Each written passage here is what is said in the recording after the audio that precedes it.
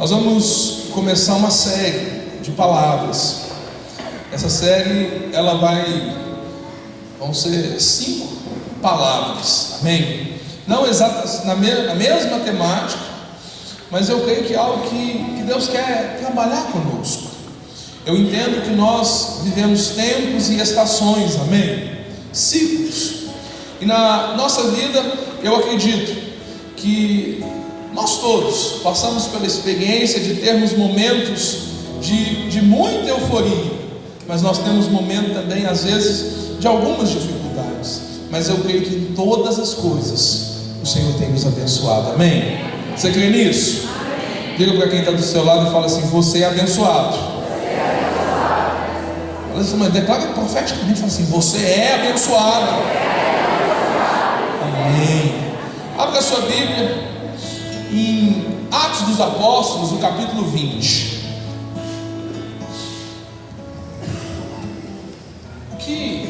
O que nos move a ministrar essa palavra nessa noite é algo que nós temos ao longo da nossa vivência, ao longo da nossa própria vida, a gente tem presenciado isso.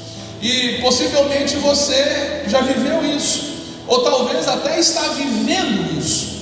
O que nós temos percebido? A gente observa que de tempos em tempos nós percebemos a seguinte situação: pessoas começam sua trajetória com Cristo, e ali eles vivem ali cheios do Espírito Santo, cheios de graça, cheios de encargo, apaixonados pelo Senhor, e assim eles vão vivendo.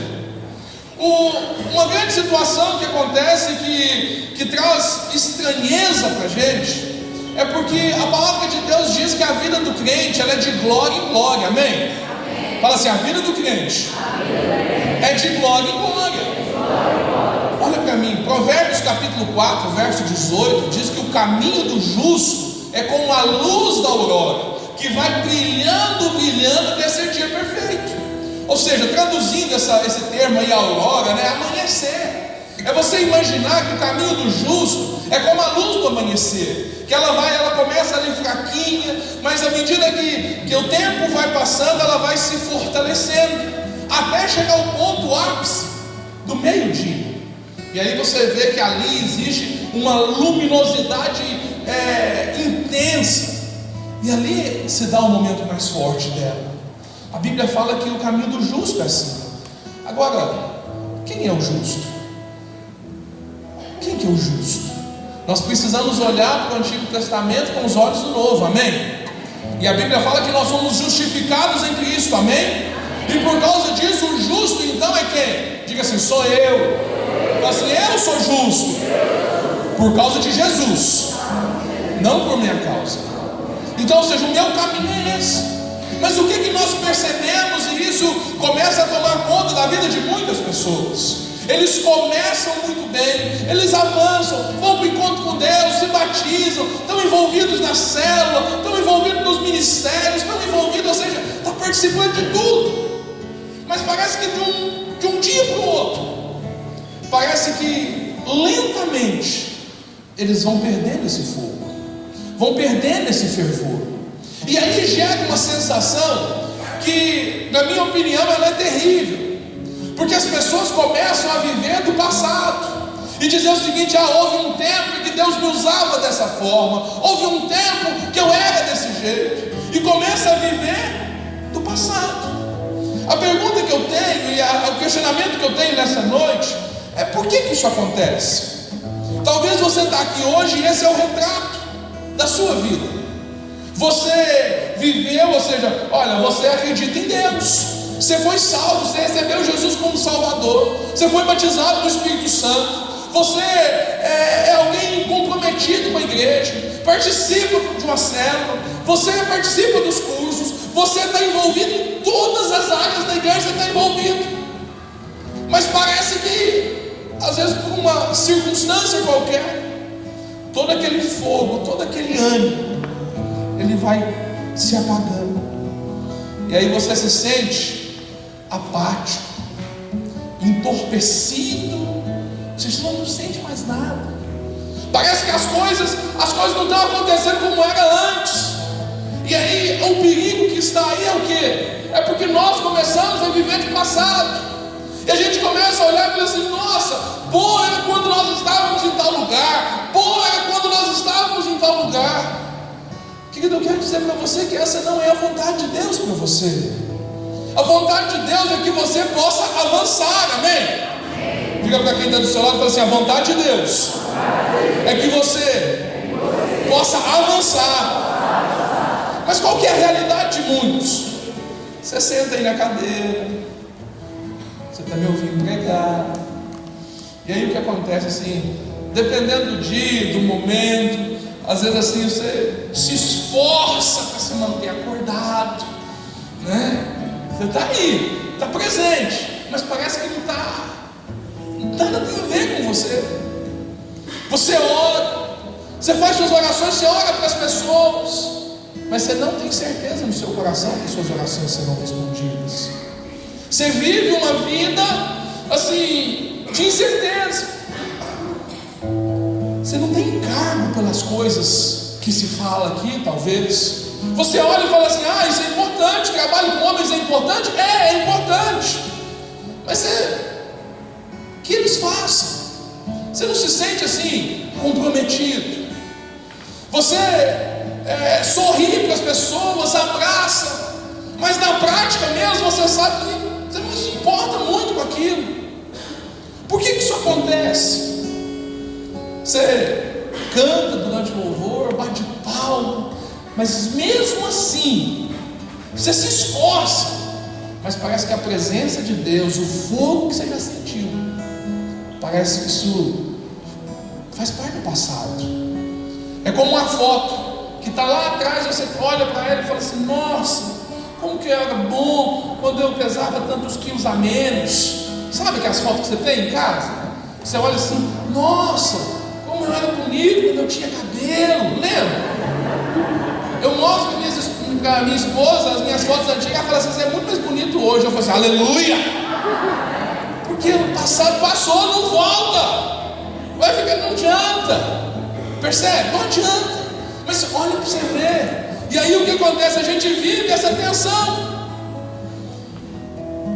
Eu disse isso para você poder dar uma acordada mesmo e dar uma descontraída. Porque às vezes está apertando seu carro. Porque às vezes está apertando você e você olha e fala assim: olha, sou eu essa pessoa. Na sua mente, talvez diante, não hoje, mas todos os dias, quando vem as dificuldades, você pergunta assim: mas será que eu sou um crente de verdade? Porque um crente de verdade, olha, e nós estamos edificando uma igreja de vencedores. Então, ou seja, uma igreja de vencedores é formada de crentes vencedores, amém? Amém ou não amém? Amém. Mas você olha assim: será que eu sou um crente de verdade? Porque como que eu posso ser um crente de verdade e estar sentindo tudo isso? Como que eu posso ser um crente de verdade e estar desanimado? E não me sentir movido por aquilo que move o coração do Senhor? Às vezes você vê uma manifestação emocional, ou seja, você vê o Tanael, enquanto estava ministrando a palavra, você viu que ele ficou empolgado, porque é o coração. Mas às vezes a gente olha isso, olha e fala assim: isso é pura emoção, isso não nos move. Talvez você pergunte assim: será que tem algo errado, tem um pecado na minha vida, eu não sou um cristão verdadeiro? Será que eu realmente fui salvo? E as dúvidas sobre você se multiplicam dentro. E aí, meu querido, nessa hora, se nós não tivermos cuidado, a gente começa a questionar algumas coisas. A gente começa a dizer: por que todo mundo recebe e só eu não recebo? Como que eu posso experimentar esse poder de Deus que tanto fala? Será que eu posso realmente? Eu quero dizer, meu irmão, nessa noite, se esse é o retrato da sua vida, eu quero dizer que você não está sozinho. Você não está sozinho. Existem milhares de cristãos por todo o mundo que estão sofrendo exatamente dessa mesma doença, dessa mesma enfermidade. E essa enfermidade, ela se chama apatia. Eu quero falar sobre apatia espiritual. Ou seja, se você tem sentido esses sintomas, eu quero dizer assim: a palavra de hoje, desses dias, é para você mesmo. Mas não é para te condenar, é para mostrar para você que existe um caminho, que existe a possibilidade de mudança, mas você só vai entender a necessidade de mudança se você compreender aonde essa enfermidade pode te levar. Toda e qualquer enfermidade que você é acometido por ela, você precisa tratar. Uma enfermidade que você não trata vai te levar para onde? Vira para quem está do seu lado e fala assim: morte. Morte. Se você não tratar essa enfermidade, vai te matar. E é isso que nós vamos fazer. Nós vamos ler um texto, nós vamos abordar a experiência de um homem que tem um nome assim muito particular, né? De repente tem alguma grávida aí, uma boa sugestão, né? Talvez você quer casar por agora, você já vai anotando os nomes, né? Que é como um nome bíblico, né? Olha que nome bonito, Eutico. Lindo nome, né? Não? Fala assim, lindo, Eutico. O que aconteceu com esse Eutico? É um homem que dormiu e caiu. Ele dormiu durante a pregação e caiu. Então, querido, vira para quem está dizendo assim: não dorme não. Dorme não, porque a consequência é terrível. Abra a sua Bíblia, eu já disse, Atos capítulo 20, a partir do verso 7, é o que nós vamos ler. No primeiro dia da semana, reunimos para partir o pão. Quando eles se reuniram para partir o pão, o que é mesmo que eles estão fazendo? Ceia, amém? No Novo Testamento, quando eles falam de reunir para partir o pão, é o pão dos filhos, é a ceia do Senhor, amém? E Paulo falou ao povo: pretendo partir no dia seguinte. E continuou falando até a meia-noite. Até que horas? Meia-noite. Haviam muitas candeias no piso superior, onde estavam reunidos. Um jovem chamado Eutico, diga comigo, Eutico, estava sentado numa janela, adormeceu profundamente durante um longo discurso. Fala comigo, longo discurso. A pregação de Paulo era longa, amém? Vencido pelo sono, caiu do terceiro andar. Quando o levantaram, ele estava morto.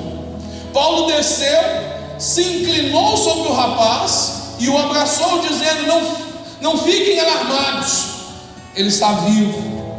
Então subiu novamente, partiu o pão e comeu.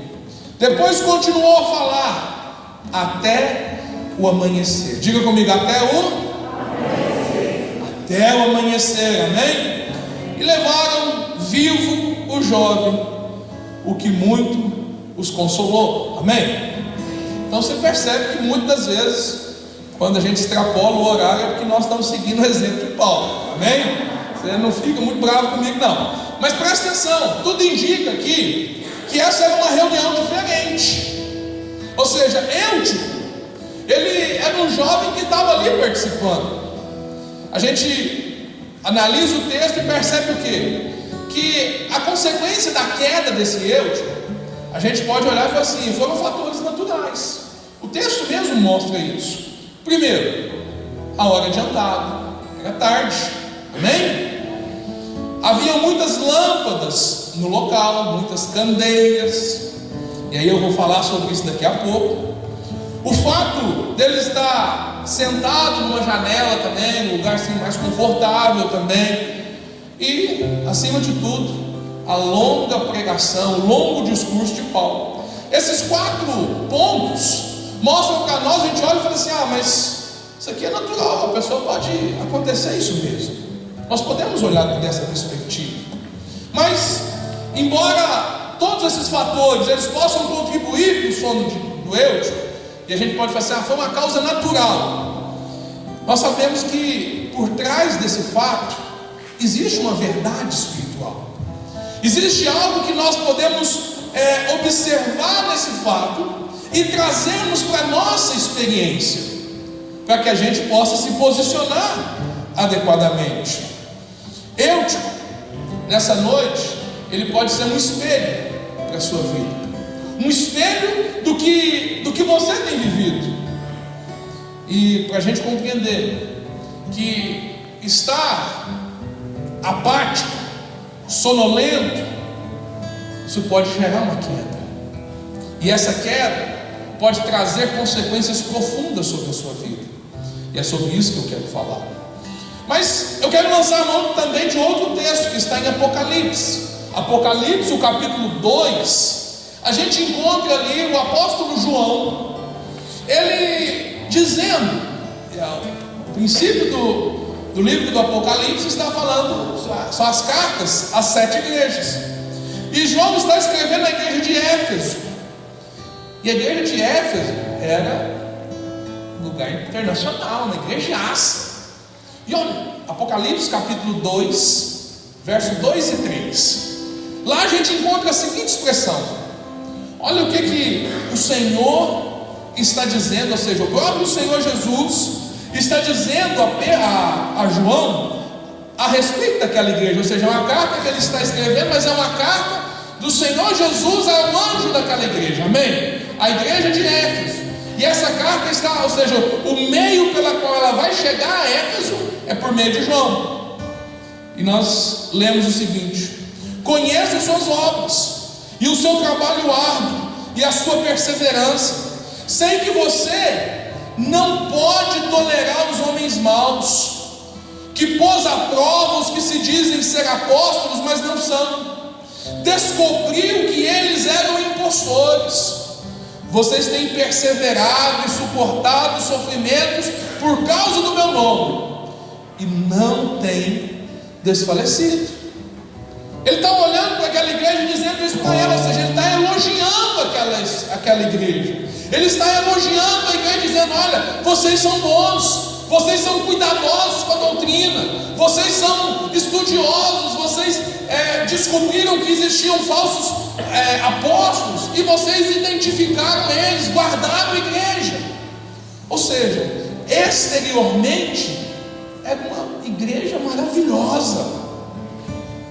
Porém, no verso 4, a gente encontra uma advertência, uma repreensão.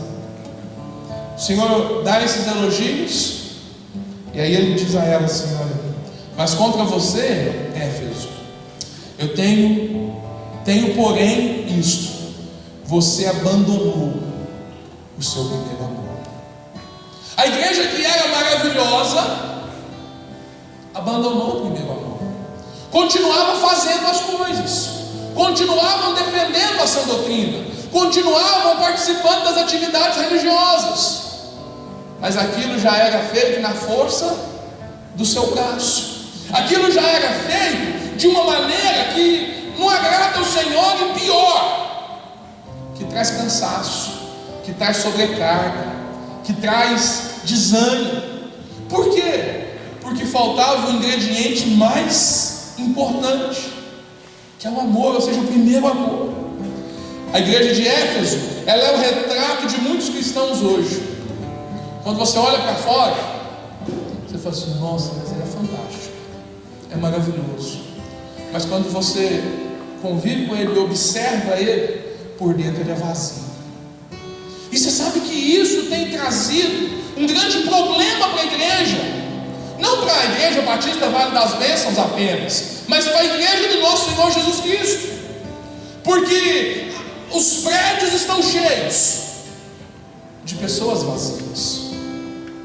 Na noite de ontem nós recebemos 2 palavras aqui que me fizeram assim, olha como que Deus falou comigo, como que Deus me colocou numa posição de necessidade de mudança, de necessidade de decisões, de me tornar de fato aquilo que Deus quer, entendendo que mais importante do que o que você faz é o que você é. Porque você pode fazer muita coisa, mas se o que você faz não está de acordo com o que você é, isso não vai gerar fruto, isso pelo contrário vai gerar morte. O que fez o Eutico cair da janela não foi só o sono, mas foi a condição espiritual que ele vivia, foi a maneira com que ele vivia a sua vida com Deus. Olha, Eutico, ele dormiu enquanto Deus estava se movendo na unção através do apóstolo Paulo. Gente, aquela não era uma reunião comum, aquela era uma reunião especial, porque o Paulo diz para os irmãos: eu vou embora amanhã.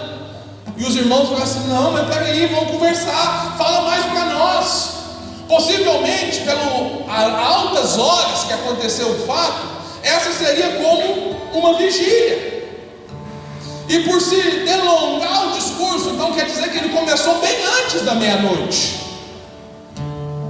E aí o que aconteceu? À meia-noite, esse homem caiu da janela. A queda de Eutico também revela o coração dele.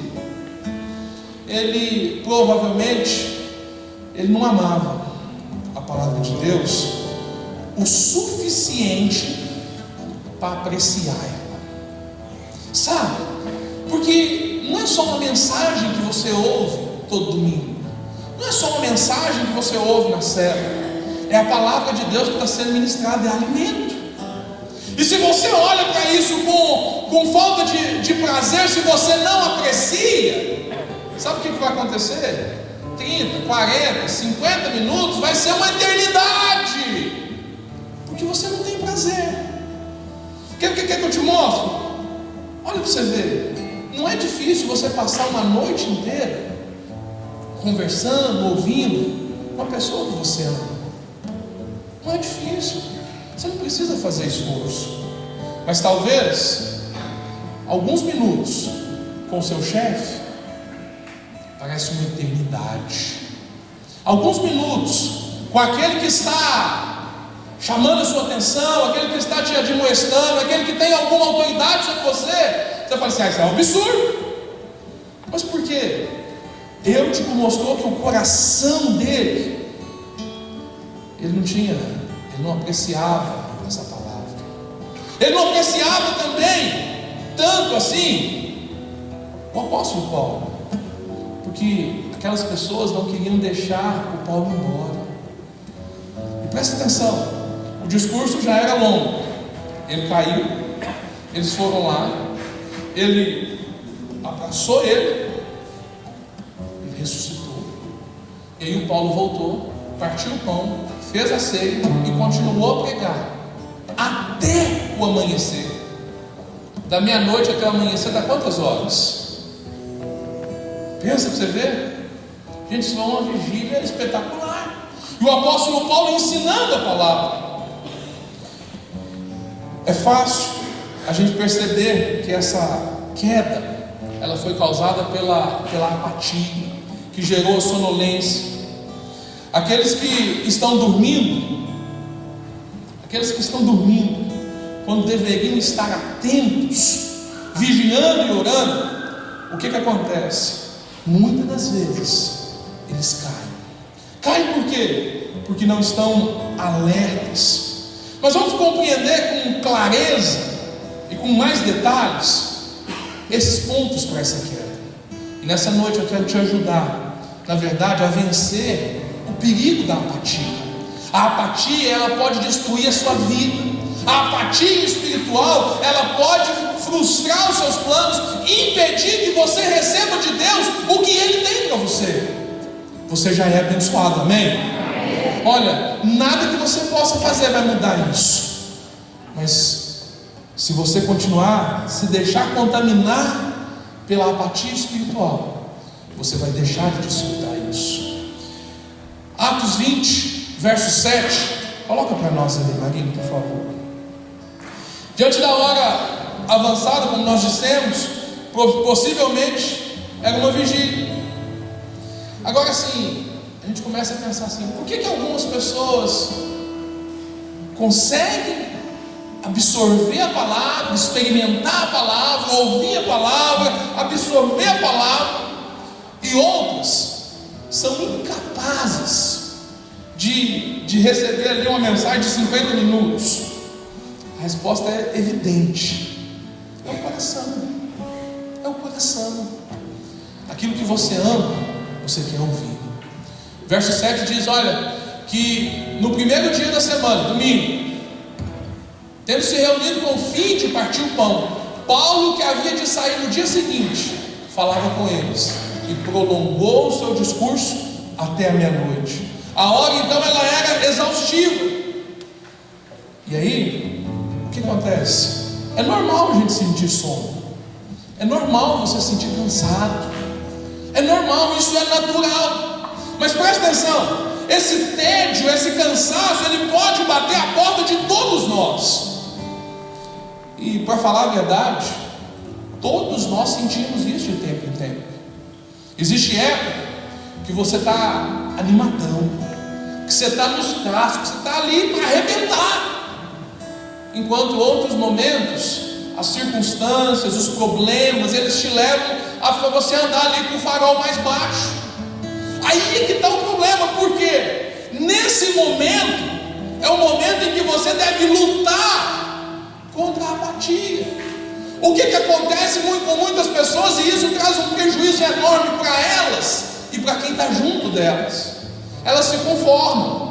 Está difícil mesmo, está complicado mesmo, já foi melhor. Talvez você olhe para a sua célula e fale assim: nossa, minha célula é uma beleza, hoje já não está tão boa assim. A gente acaba se conformando, quando na verdade nós deveríamos fazer o quê? Lutar contra isso, lutar contra essa apatia, contra esse conformismo.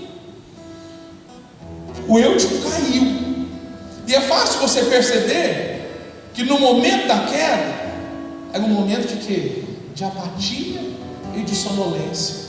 O Paulo está lá pregando, está lá ministrando, o Senhor está usando ele, e ele está fazendo o quê? Ele está pensando que ele tem que fazer no outro dia. Ele está pensando nas preocupações. E na verdade a Bíblia nos mostra que nós estamos numa guerra. Enquanto eu estou ministrando a palavra aqui, são múltiplos os pensamentos que passam na sua mente.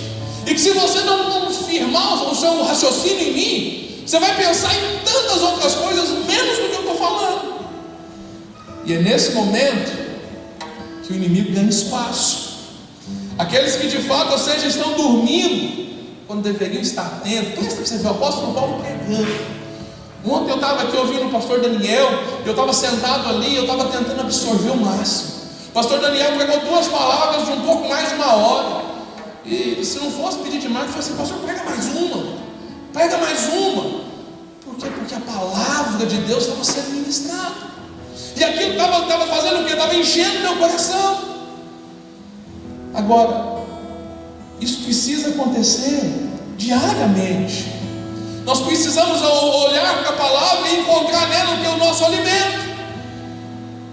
Mas aqueles que, quando deveriam estar se alimentando, eles estão viajando. Quando deveriam estar se alimentando, eles estão ali sonolentos, pensando em tantas coisas. Estes sim, eles vão ser pegos de surpresa. Presta atenção, a que horas foi que aconteceu do Eutico cair? Que horas que era? Meia-noite. Você sabe que tem um princípio espiritual nisso? Porque no Egito, o anjo da morte, ele poderia passar a qualquer hora, mas ele passou meia-noite. Pensa para você ver. E aqui nós poderíamos citar inúmeros exemplos da palavra. As virgens, na parábola das 10 virgens, que representa a igreja dos vencedores e a igreja dos derrotados, que hora que se gritou: eis o noivo? Meia-noite. Você percebe que existe de fato, ou seja, o que é a meia-noite? A meia-noite é uma hora que nós estamos propensos a estar com sono, a estarmos cansados.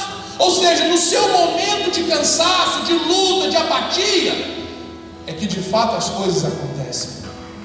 Poderia citar aqui mais uns 10 exemplos. Ou seja, a meia-noite é a hora, ou seja, é esse momento. É o momento que você está recebendo a palavra, que você está tendo a oportunidade de se alimentar e poder receber uma palavra que vai mudar a história da sua vida. Mas a sonolência, a apatia te rouba isso. Outra coisa que nós podemos perceber, que é o conforto das muitas lâmpadas. O verso 8, olha o que diz o texto: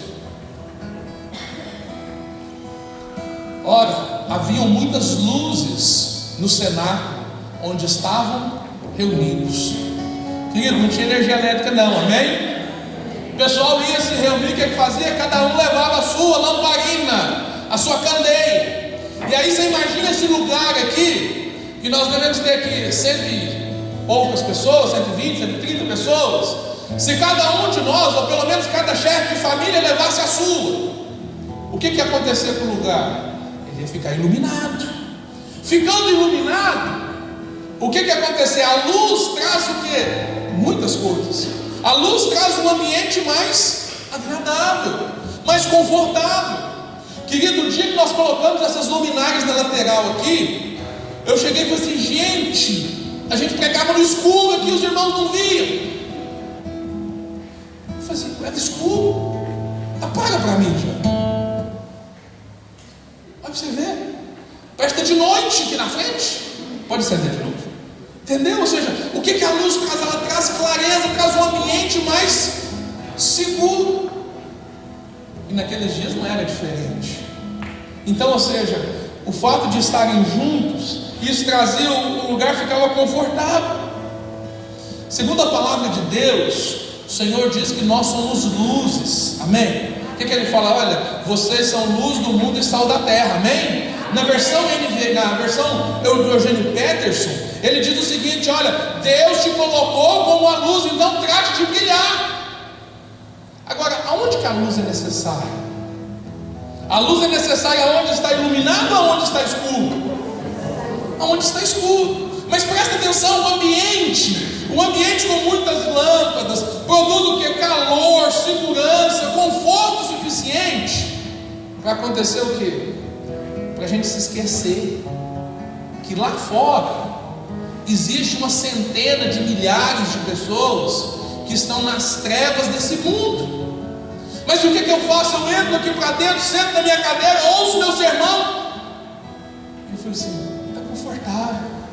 Se terminar no horário, melhor ainda. Porque aí eu vou assistir o Fantástico, eu vou assistir outra coisa, vou assistir. Entende? Ou seja, o que nós estamos pensando? Nós estamos pensando apenas em nós. E esse comportamento nos torna o quê? Apáticos. Nós podemos olhar e perceber o seguinte, queridos, quando o Senhor nos abençoou com tantas coisas, e nós não podemos deixar que a bênção que Deus nos deu se transforme numa maldição. Conforto é bênção, amém? Vira para quem está falando assim: conforto é bênção. Mas olha para você ver, tem muita gente que às vezes comentando comigo vira e fala assim: pastor, mas aquele tempo lá no depósito de construção era tão bom, ali a gente recebia de Deus e tudo.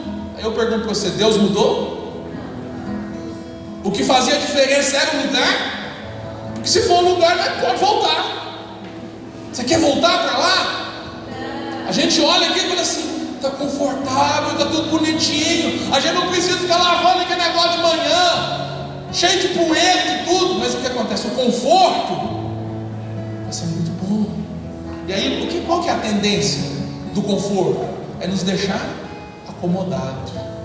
E aí o que acontece? A tendência, a natureza humana é sempre querer mais. Não, cadeira de plástico, não, precisa ser acolchoada. Precisa ser acolchoada. Por quê? Para dar mais conforto, para poder dormir mais confortavelmente, para não cair e machucar, né? Querido, aquelas pessoas estavam amontoadas, você tinha cadeira assim, você estava no chão lá, estava lá todo mundo lá, mas sedento para ouvir a palavra. A gente montava e desmontava todo dia, e a vida de Deus estava em nós. Eu já ouvi isso, mas o que mudou? Deus continua o mesmo, mas talvez a nossa atitude, o que nós fizemos?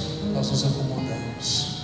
E aí nós olhamos para trás e falamos assim: como era bom lá no Bia Fest, foi ótimo, mas agora é muito melhor. Mas agora é muito melhor. Mas aonde está o fogo? Está dentro de você, está aí dentro. Ele só precisa fazer o que ele precisa manifestar. Muitos de nós nos tornamos apáticos na nossa vida cristã, e essa vida cristã ela se resume só quando a gente está junto. Eu estou aqui no culto, glória a Deus, aleluia, muito bom. Estou lá na célula, muito bom. E os outros lá fora, você perdeu. Anota o que eu vou te dizer. É preciso ter cuidado para a comunhão, para a qualidade da comunhão, ela não se tornar um empecilho para para chegar a mais pessoas. O que eu quero dizer? Que às vezes está tão bom o nosso grupo, a nossa célula está tão boa, que a gente fala assim. Um dia eu ouvi a seguinte expressão: pastor, o pessoal lá assim entende que a multiplicação no nosso investimento é no crescimento pessoal. Que se o povo lá crescer, nós tivermos uma célula forte, boa lá, não precisa nem multiplicar, nós já vamos estar sendo supridos. Pensa pra você ver, esse pensamento te leva aonde? Ao conforto. E aí a gente vai falar assim: não, tem que multiplicar. Tem hora que fica bom, a gente multiplica. Por quê? Porque aí a falta de conforto gera movimento. Amém? Fala assim: a falta de conforto gera movimento. E a mudança, o movimento te impede de dormir. Se você ficar aqui me ouvindo em pé e movimentando tudo, você não vai dormir. Mas aí você senta, se acomoda, você encosta, e aí está friozinho, você vai deitando, daqui a pouco você cai. Olha, ficar muito quieto, tranquilo, ser crente, você ficar muito quieto, tranquilo, quero dizer que isso pode ser muito perigoso para a sua vida espiritual. Sabe o que é negócio? Eu quero ficar na minha, eu quero ficar só na minha. Querido, isso não dá certo. Você não foi criado para ficar na sua. Não foi criado para ficar na sua. Você foi criado para fazer o quê? Para cumprir o propósito de Deus. E o propósito de Deus não é salvar apenas você, é você e a sua casa. É a partir de você trazer o seu algoz. Mas o que a gente faz? Fulano de tal aqui lá. Sabe o que é a expressão? Esse aí só Deus. Quando fala assim, esse aí só Deus, é porque ele acredita que nada pode fazer. E aí o que acontece? É morte. É morte. Nosso alvo não é deixar você dormir no parapeito da janela. Nosso alvo é movimentar você. Sabe aquele negócio que às vezes fala assim: lá vem o pastor já vai me desassossegar, o pastor já vai me dar alguma coisa para fazer. Querido, isso é cuidado de você. Porque se você ficar quieto, você está correndo risco de cair. E olha, eu não quero que você caia, eu quero que você cresça. Eu quero que você avance. Eu quero que você seja livre dessa enfermidade, dessa apatia, de viver do passado e falar assim: bom era aquele tempo, bom foi o dia do encontro. Não, querido, bom é o seu dia hoje. Porque hoje Deus está na sua vida e Ele tem o poder de mudar a sua história. Mas o que precisa acontecer? Eu preciso me mover. Verso 9, Atos 20, verso 9. Certo jovem, por nome Eutico, que estava onde? Sentado na janela. Sentado na janela. Sabe o que fala isso? Do descompromisso da janela. Fala comigo: descompromisso da janela confortável. Quando você vai andar já viu aquela expressão? Chegou agora, já quer ir na janela. Já viu? Vamos de ônibus. O cara quer o quê? Eu quero um poltrona. Antigamente, né? A gente ia viajar de ônibus, você pegava e escolhia lá, comprava. Eu viajava todo dia em Belo Horizonte, toda semana em Belo Horizonte, voltava. E aí o que acontece? Eu peguei no final disso. Depois eu percebi que não adiantava nada. Eu chegava lá no guichê, eu quero a poltrona número tal que fica na janela. Eu já escolhia o lado e a janela. Tinha que ser aquela poltrona. E aí, gente pode falar assim: essa já vendeu. Eu falei assim: aí tinha a segunda preferida. Mas sabe o que fazia mais raiva? É quando você pegava, você comprava a passagem, esse aí. Quando você chegava lá dentro, o seu lugar está ocupado.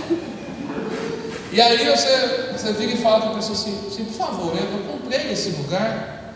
O trocador falou que pode sentar em qualquer lugar. Aleluia, né? Você fica cheio de espírito nessa hora, viu? Cuidado com o espírito que você fica nessa hora.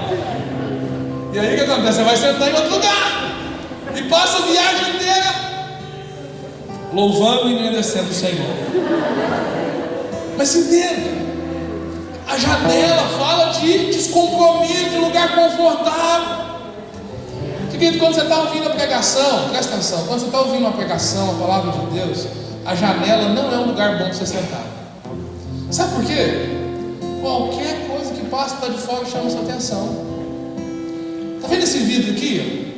O pessoal chega de dia, o pastor Daniel chegou, estava de dia, falou assim: que vista bonita, linda, né? Eu falei assim: mas de noite fica um problema. Por quê? Eu fico aqui ouvindo os irmãos pregar aqui, e aí o irmão está conversando lá atrás, eu vejo pelo vidro que vai desviar. Vai me faz desviar. E aí o que acontece? Essa hora você vê, dá para ver tudo. O cara sai de lá. Você pensou, você nem estava com sede, o cara levantou e falou assim: vou também, né? Porque senão cai aqui. Então se a janela, nós vamos criar uma solução para acabar com esse negócio, para a imagem ficar quieta, amém? Mas presta atenção, o que acontece? A janela é um lugar que faz o quê? Ela não permite você prestar atenção. Querido, presta atenção, você que está do rumo da porta para lá, se cair qualquer coisa do lado de fora, o que você faz? Não, é só aquele movimento assim. E aí o que acontece? O que eu estava falando já ficou para trás, e até você concentrar de novo é uma luta. Nós vamos fechar com a porta lá também, em nome de Jesus, está de preto, deixa ser, é só aqui na frente, amém? Mas presta atenção, o que essa janela, a janela aqui do Eutico, ela pode simbolizar para a gente pelo menos 4 coisas. E se você guardar essas 4 coisas, eu tenho certeza que vai te ajudar a você não permanecer sonolento, mas você vencer isso, a você vencer esse desânimo, essa canseira.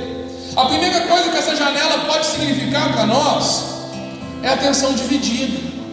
Querido, presta atenção, não é possível prestar atenção em 2 mensagens ao mesmo tempo. Apesar das nossas irmãs elas falarem que tem condição, né? Que elas olham o menino, cozinha, atende o telefone, faz isso tudo. Agora mais cedo as irmãs estavam ali dentro, aí eu precisava cortar um negócio lá e elas estavam conversando. Assim, enquanto vocês conversam, vocês cortam. Não tem jeito. Eu falei assim: tem, vocês é mulher, vocês conseguem, né? É possível.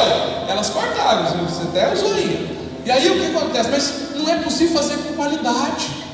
Se você pega e você está ouvindo uma coisa e fazendo outra, o seu nível de assimilação ele é muito menor. Agora, o que nós entendemos? Que o que causa esse descompromisso é a atenção dividida com as coisas do mundo. Você está aqui na igreja, você está aqui envolvido na vida da igreja, mas você está olhando lá para fora. E aí o que acontece? Aquilo está flertando com você. E aí você está aqui, mas os seus olhos, a sua atenção está dividida. E sabe o que acontece? Isso se torna um perigo. Por quê? Porque aquilo começa a te atrair. E essa atração fala do segundo significado dessa janela, que é o quê? Que é a curiosidade. Quando chama a atenção, desperta a sua curiosidade. E aí você quer olhar. Eu tenho certeza que depois que eu falei que dá para ver os irmãos conversando lá fora aqui, você já ficou olhando assim, assim: deixa eu ver se tem medo. Você já tem certeza, sim ou não? Não tem jeito, a gente olha. Ou seja, divide a nossa atenção. Presta atenção aí, a curiosidade pelas coisas do mundo pode nos levar à morte. Presta atenção, Jó e a sua família, eles não participavam das orgias lá de Sodoma. Eles não participavam, eles estavam morando em Sodoma, do lado de fora estava acontecendo tudo de errado, e eles lá dentro da casa deles, eles não estavam participando, mas estavam na janela olhando. Eles estavam olhando pela janela. Sabe o que isso me diz? Que hoje você está aqui, você está aqui, mas se você não tiver cuidado, olha, você não participa dessas orgias aí fora, dessas baladas modernas. É possível? Não acredito que você participe. Tem cada coisa hoje que você arrepia cabelo, né? Você fala assim: Deus me livre, isso existe, existe. Você não participa disso, é crente. Só que aí o que acontece? Você está lá na sua casa, e aí você tem uma janela de 60 polegadas lá, que está acontecendo tudo de errado, e você está lá assistindo. Você está aqui, e aí o que acontece? Seu celular, você está assim, no olho da pregação, e o outro no Facebook, né? E aí o que acontece? Vendo um monte de coisas. E aí a sua atenção dividida, somada à sua curiosidade, olhar e falar assim, que chatura que está esse negócio, né? Ah não, aqui está mais interessante. E o que isso gera? O que significa o terceiro significado da janela? Vamos falar comigo? O primeiro é a atenção dividida, amém? Vai ser a janela, significa atenção dividida, curiosidade pelas coisas do mundo. Isso vai gerar o que? Descompromisso. Ou seja, você olha para a sua vida e fala assim, pensa na vida de uma pessoa descomprometida com Deus. Pensa na vida de um crente que você fala assim, esse crente não tem compromisso nenhum com o Senhor. Eu garanto que você que está na janela. Ele está aqui fletando com o mundo. Ele está aqui, mas o coração dele, a vontade dele está lá fora. Estar na janela é a mesma coisa de estar em cima do muro. Em cima do muro, sabe? Tem aquela historinha que fala que o cara está em cima do muro, e aí de um lado está Deus, né? Fala assim, vem para cá, pula, larga isso tudo, vem para cá. E do outro lado está lá o diabo, quietinho, fazendo nada. E aí o cara se aqui e fala assim, mas está errado aqui. Eles estão lá me chamando e tudo, você não vai me oferecer nada não? Ele falou assim, trouxa, o muro também é meu. O muro é meu. Por quê? Porque quando você não desce, você sabe o que acontece? Você veio para a igreja, mas você nem largou as práticas antigas do mundo e nem se envolve no culto. Você está aquele famoso Raimundo, né? Um pé na igreja e o outro no mundo. E aí o que acontece? Não desfruta de nada. E aí fala assim, essa igreja está ruim, você muda, vai para 200 igrejas. E nenhuma vai te caber. Enquanto você não colocar os dois pés e falar assim, eu vou viver para valer. Entende? Ou seja, essa vida, vai gera esse descompromisso, gera esse meio termo, que vai te levar aonde? A tentação. A tentação é olhar para a janela e ser atraído, e aí você começa a pensar assim, será que compensa, será que não compensa? E aí, estes que exploram o entretenimento do diabo, pastor, entretenimento é do diabo? Não, nem todo, mas tem sido uma ferramenta que ele tem usado muito para as pessoas fazer o quê? Sair do propósito de Deus. Eu tenho direito de ser feliz, vou fazer só aquilo que me faz feliz. Vi uma frase esses dias, eu achei muito interessante. Falou assim, viva, parabéns, viva a vida do jeito que você quiser, o importante é ser feliz. Assinado Satanás. É isso que ele quer, que você viva a sua vida do jeito que você quer, porque aí o que você quer só te leva para longe de Deus, e aí você se torna ineficaz. Por último, para a gente encerrar, o que faltava na vida desse eunuco? Ele tinha atenção dividida, ele estava apático, todos esses ingredientes geravam essa situação, mas tinha o principal. Verso 9, já está no verso 9, né? Tomado de um sono profundo, enquanto Paulo prolongava ainda mais o seu sermão, vencido pelo sono, ele caiu do terceiro andar abaixo e foi levantado morto. Se a gente avaliar do ponto de vista natural, a gente olhar essa situação, você vai falar assim, por que ele caiu? Tem gente que diz que se passar das 9 para a gente chegar da meia-noite. Já imaginou? Já imaginou o que acontece? O cara já tinha passado da meia-noite. Mas o que? Olha, foi o discurso do Paulo, foi um problema. Essa palavra que não acaba. Foi isso não. Ele não caiu, não foi por causa disso. Ele caiu, ele dormiu, porque ele já não tinha mais fome pela palavra de Deus. Não é interessante aqui? Essa sonolência, ela é um sinal na vida cristã de uma vida seca, sem vida. Que o fluir de Deus não flui. Por quê? Porque a palavra de Deus, ela é alimento. A palavra de Deus é o que nos move, amém? Agora, quando eu deixo de ter prazer na palavra, de apreciar a palavra, o que eu vou poder experimentar? As pessoas falam assim: ah, pastor, eu estou tão sem fé. Como é que? Não adianta, querido, não adianta. Você pode ir na pessoa mais ungida do mundo, ora para mim para ter fé. Não é desse jeito. A Bíblia diz que a fé, ela vem pelo ouvir, ouvindo a palavra de Deus. É de ouvir a palavra, e quando? Em todo o tempo. O poder do Espírito Santo que nós tanto precisamos não é uma manifestação emocional apenas.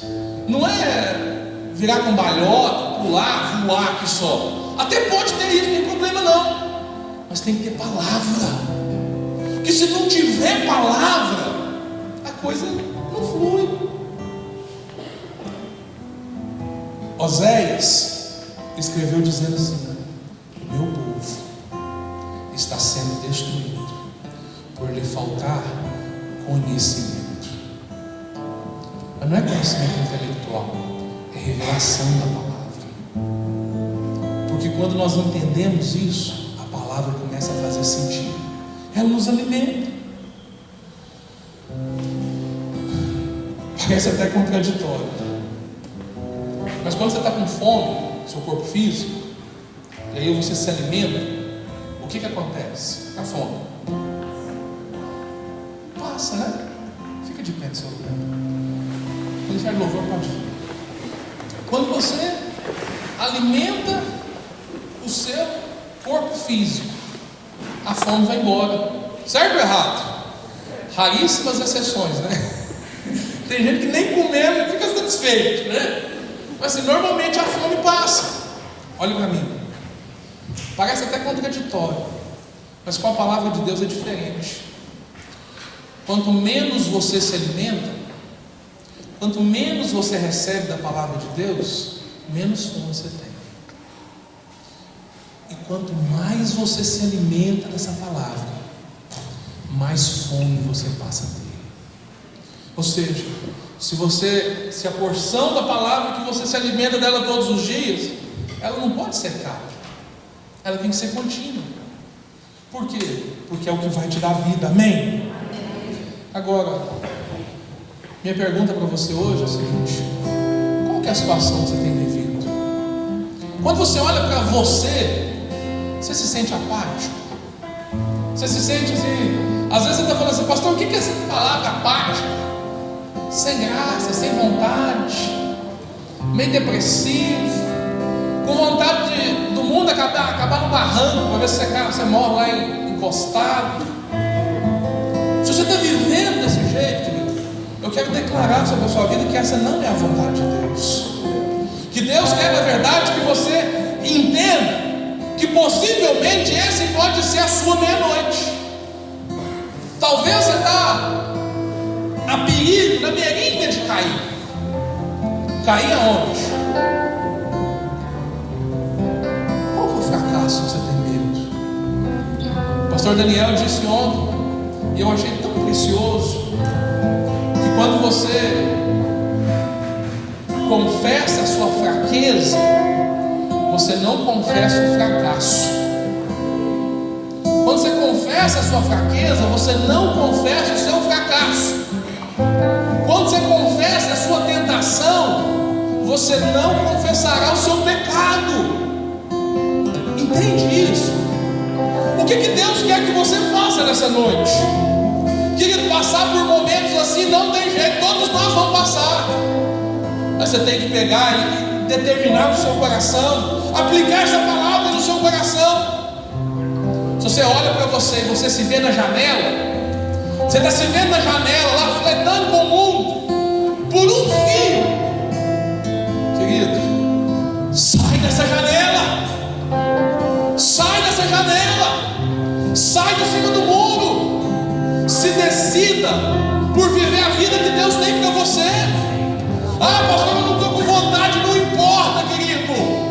Não importa se você está com vontade, é normal não ter vontade. Olha, mesmo se estiver apático, mesmo se estiver sonolento, você tem que dizer: olha, Deus, mesmo sem querer, mesmo sem ter vontade, mesmo sonolento, mesmo cansado, mesmo desanimado, nessa noite eu vou receber do Senhor. Nessa noite eu vou ser restaurado. Sabe por quê? Porque Deus tem vida para você. Não é a vontade de Deus, querido, não é que você viva desse jeito. A vontade de Deus é que você seja frutífero, é que você experimente o melhor de Deus para a sua vida. A vontade de Deus é que você mude a realidade onde você está. Deus não quer que você caia da janela. Se você nessa noite, você está aqui, e você olhando para a sua vida, você fala assim: eu estou como eu estou quase lá, mas você quer mudar essa história. Você fala assim: não, eu vou sair dessa janela, eu vou me lançar nos teus braços, eu vou me lançar no Senhor, porque só o Senhor tem palavra de vida para você. Seguinte, se a sua vontade nessa noite é mudar essa realidade, é voltar a ser o que você era antes. Você olha para você hoje e fala assim: ah, eu estou muito aquém, eu estou muito difícil. E essa é uma noite de restauração. Lembra que eu disse que a apatia espiritual é uma doença? Lembra que eu disse isso? Mas a palavra de Deus diz que o Senhor Jesus, Ele levou na cruz todas as nossas enfermidades. A sua apatia espiritual é ilegal. Não é o que Deus quer para você. Deus quer, na verdade, hoje te abraçar. Sabe o que o apóstolo Paulo fez? Ele estava caído. Talvez você caiu. Talvez você está aqui e você fala assim: eu já caí, pastor, eu estou no chão, eu estou morto. Não importa.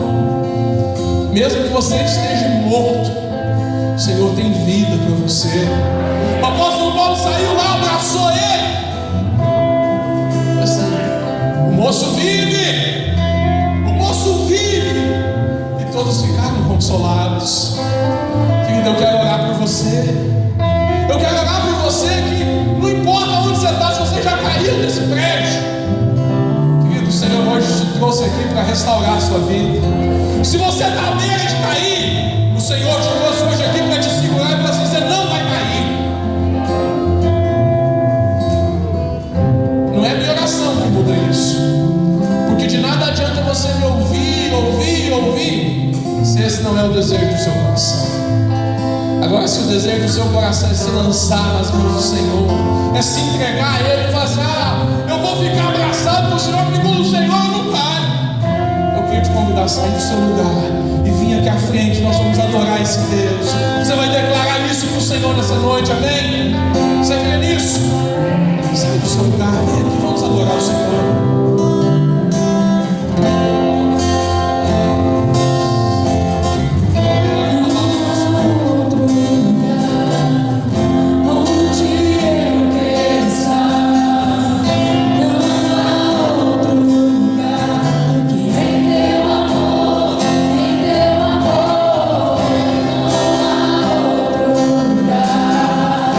Oh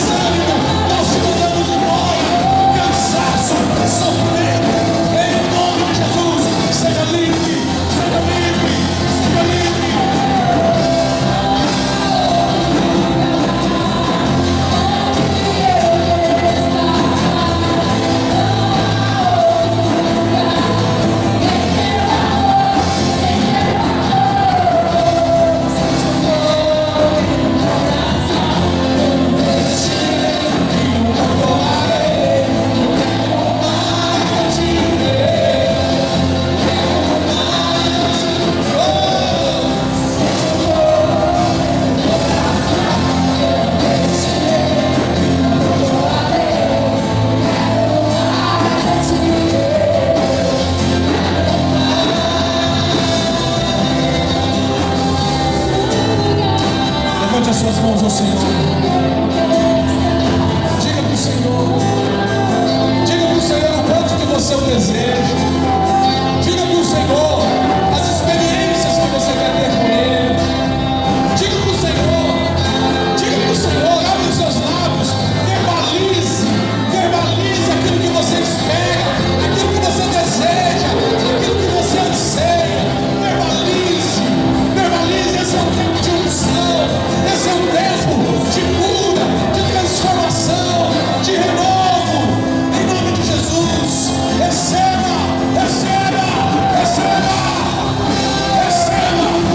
Em nome de Jesus. Em nome de Jesus.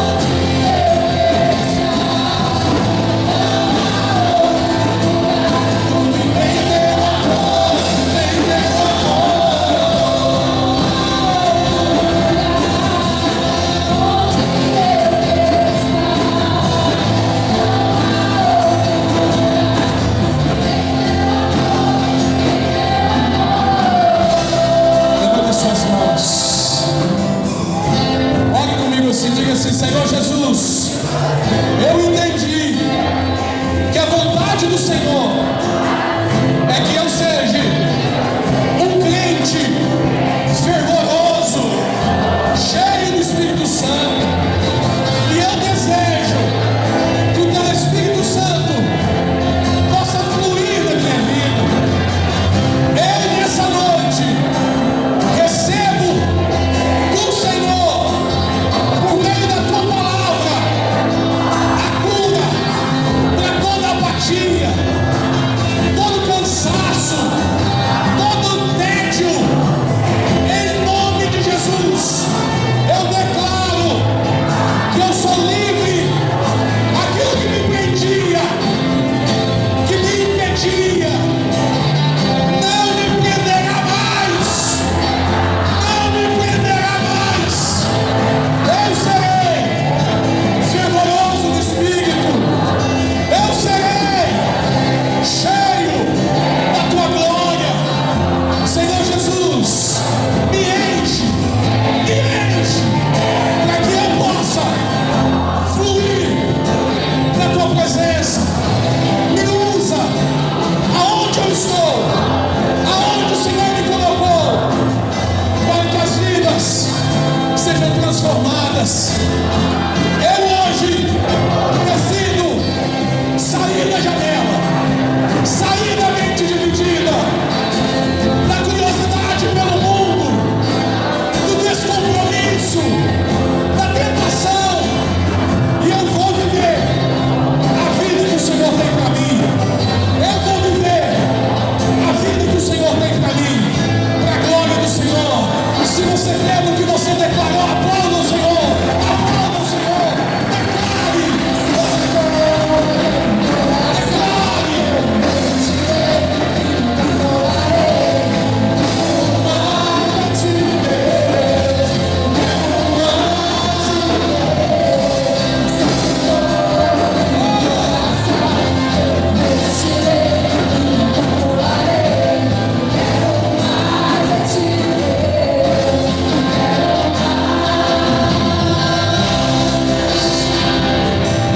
O amor de Deus, a graça do nosso Senhor Jesus Cristo e as comunhões preciosas do Espírito Santo são sobre as nossas vidas, hoje e sempre. O Senhor te abençoe, querido.